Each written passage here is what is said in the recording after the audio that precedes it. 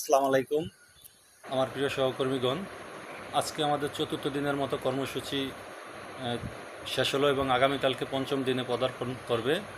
এই চতুর্থ দিন কর্মসূচি চলাকালীন সময়ে সরকারের পক্ষ থেকে বা কোনো ধরনের আলোচনার ডাক বা আমাদের দাবি মেনে নেওয়ার বিষয়ে কোনো ধরনের কোনো কিছু আমরা জানতে পারি নাই। এটা আমাদের জন্য খুবই দুঃখজনক।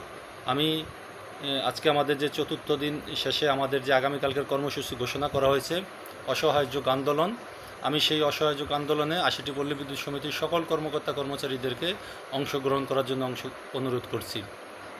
শুধুমাত্র নিরবিচ্ছিন্ন গ্রাহক সেবা অক্ষুণ্ণ রেখে সকল সহকর্মীগণ স্ব পিবিএস অবস্থান করবেন এবং সর্বোচ্চ সংখ্যক চেষ্টা করবেন ঢাকা শহীদ মিনারে উপস্থিত হওয়ার জন্য। শুধুমাত্র আমি আবারও বলি, গ্রাহক সেবা চালু রাখার জন্য যতটুকু করা দরকার ততটুকু আপনারা করবেন। কোনো গ্রাহক যাতে বিঘ্ন না ঘটে, গ্রাহক রিলেটেড যেই কাজগুলি আছে সেটা আপনারা অবশ্যই মনোযোগ দিয়ে করবেন। আর বাকি সবাই আপনারা অসহায় যুগ আন্দোলনের অংশ হিসাবে আমাদের যারা 4 দিন যাবৎ শহীদ মিনার অবস্থান করতেছি তাদের সাথে এসে আপনারা যোগদান করেন, একাত্মতা প্রকাশ করেন, ইতিহাসের সাক্ষী হতে আসেন। আমাদের একেবারে স্পষ্ট কথা, আরবির চেয়ারম্যান, স্বৈরশাসক চেয়ারম্যানের অপসারণ সহ ৭ দফা দাবি বাস্তবায়ন না হওয়া পর্যন্ত আমরা কেউ ঘরে ফিরবো না।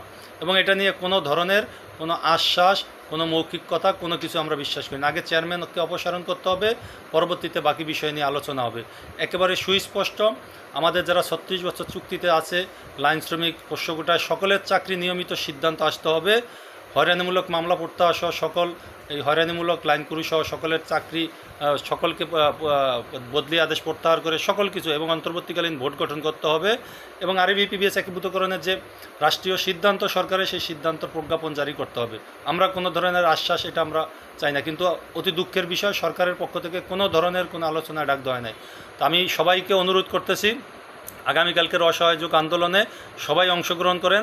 গ্রাহক সেবা অক্ষুণ্ণ রেখে সবাই ঢাকামুখী হন, সবাই শহীদ মিনারমুখী হন। বাঁচি মরি একসাথেই, হয় মুক্তি অথবা মৃত্যু।